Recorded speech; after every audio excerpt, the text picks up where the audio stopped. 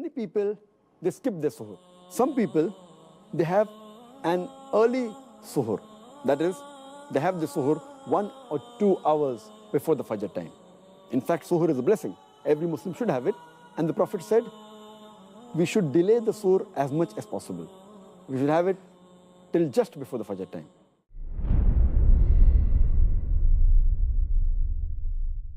When Ramadan comes along, some people act as if a food festival has come to town. We have this type of food and that type and this appetizer and that. And Ramadan is actually a month of fasting. That means that the month is not about eating. The month is actually about feeding the needy people, putting in the effort. The Prophet ﷺ said, whoever feeds a fasting person gets the reward of that fasting person with the same reward without taking away from that fasting person. So this Ramadan, don't focus so much on attending all these food festivals, focus on feeding the needy.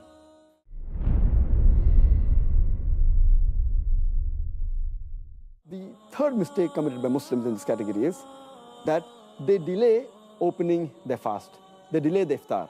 And our Prophet ﷺ said that the people will be good as long as they hasten in breaking the iftar.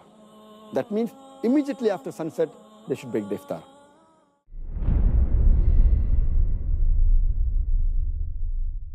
Iftar parties are actually a very, very good thing as long as some conditions are met. It's very good because, alhamdulillah, in the month of Ramadan, you feed someone and subhanAllah, you get the reward of every single person that you have fed. And so I always say, iftar parties are actually good as long as the other acts of worship, or for example, our Taraweeh prayer, or Maghrib prayer, or Isha prayer, they're not suffering because of the iftar party. Or, subhanAllah, one of the problems with iftar parties is sometimes we'll commit sins during this iftar party. This subhanAllah goes against the whole spirit of the month of Ramadan, where we're supposed to cut out all sins. Obviously we cut out all sins in the whole year, but especially where we work extra hard in the month of Ramadan.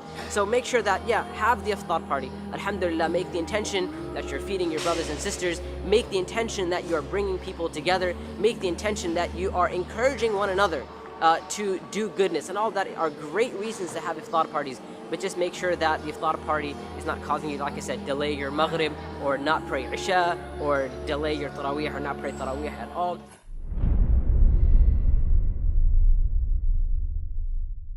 One important thing that I've been witnessing lately is that people are unable to manage their anger. Now it's like they have a short temper or something, or it's because they can't have their cigarette or their coffee, so they just release their anger and become very furious at you and make you feel like it's the end of the world. Allahu Akbar. Now how can we solve this issue? We can solve this issue by knowing that when you do not control your anger in Ramadan, what happens? You are wounding your fast up. I'm not saying that it's not accepted. It may be accepted, but you're wounding it up. Just like when you bring a man and you start smacking him around until he has bruises all over his face and you see the blood everywhere and all that. Same thing with fasting. When you fast and you start getting angry at everybody, you are wounding your fasting up. Here in this case we say, hold up, stop it, calm down, relax. Say, A'udhu billahi minash shaitanir rajeem. Say, I seek refuge with Allah from the devil, the shaitan.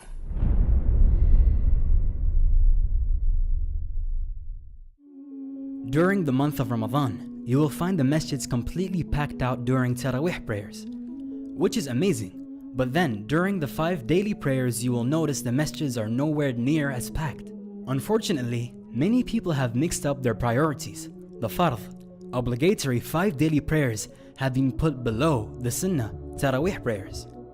Although nobody can deny the importance of the Taraweeh prayers, which comes with an abundance of rewards and blessings, the 5 daily prayers will always be greater and above all the sunnah or optional prayers. So please, do not neglect your obligations this month.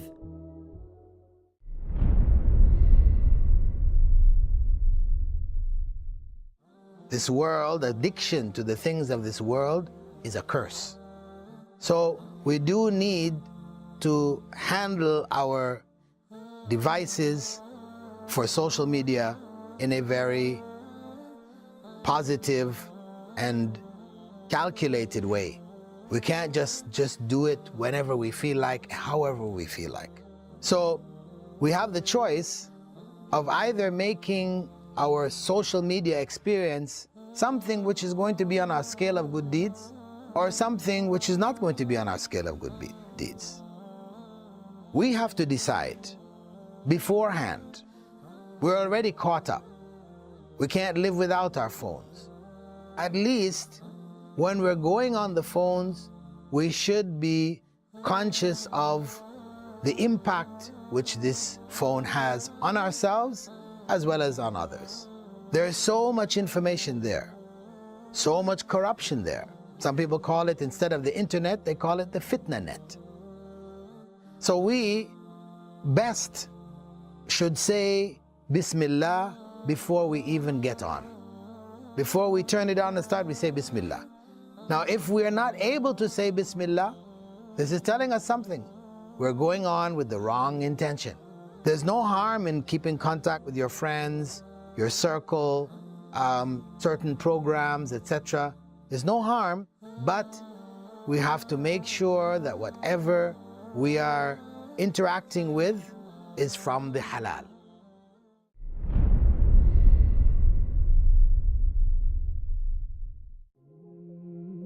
During Ramadan, many Muslims try to finish the Quran as fast as possible.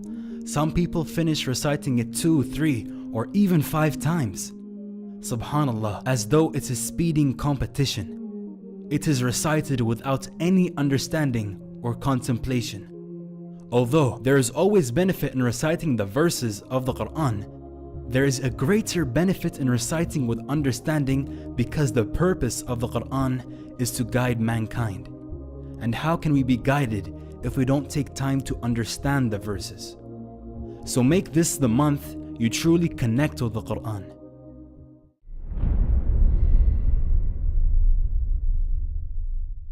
The purpose of Ramadan is to reconnect the believer to the Book of Allah like they're starting over. And the reason that's important is because the believer is supposed to reconnect humanity with the Book of Allah. The way we do that in Ramadan, the way the first generation did that in Ramadan, the Prophet ﷺ institutionalized additional prayers. Umar bin al-Khattab saw that people might lose out on that, so he made it into congregational, what we call the Taraweeh prayer, yeah? And it became an institution in this ummah.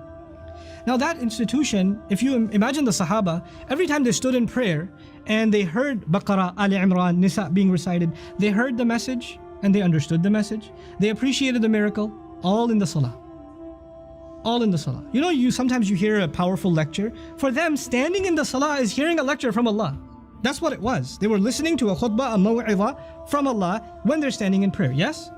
And that was the institution. It was supposed to reconnect us with Allah Azza wa Jal in the most beautiful of ways.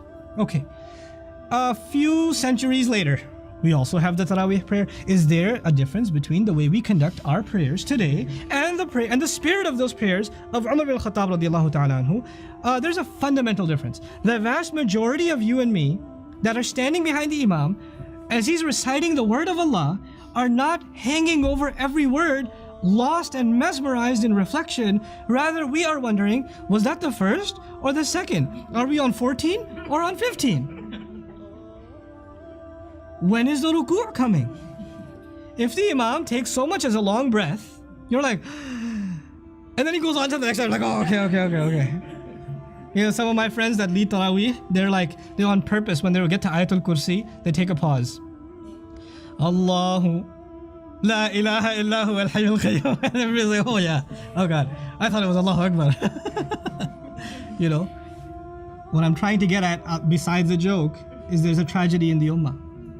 This month was supposed to genuinely reconnect us with the guidance and the appreciation and the awe of the Quran, so it can separate right and wrong for us again. But today, our relationship with the Quran has been reduced to an artificial one, where we stand in prayer and the vast majority of us don't know what's being recited. We run after the best reciter and stand behind them and wonder why the person next to us is crying. And some people are crying because they don't understand. And that's a good thing. That's a beautiful thing by itself. But then there are just a few that understand and they're moved. Sometimes the Imam himself is moved. And then we're completely okay with the culture that even the one leading us in prayer has no idea what they're reciting. And we're okay with that. We're okay with that. We've accepted that as a tradition. Yeah? Is there something wrong with this? You see some problem? We have violated the spirit of Ramadan so badly on every account. On every account. And then on top of that, if you didn't finish the recitation of the entire Quran, that's why we got to speed it up in the last few days. And there's complaints about this reciter is reciting too slowly. Who cares about finishing the Quran in Ramadan? I'd rather we pray less, but pray with attention and pray with awe. Pray with understanding. Get some guidance for it. Reflect. That's what the spirit of this prayer was supposed to be.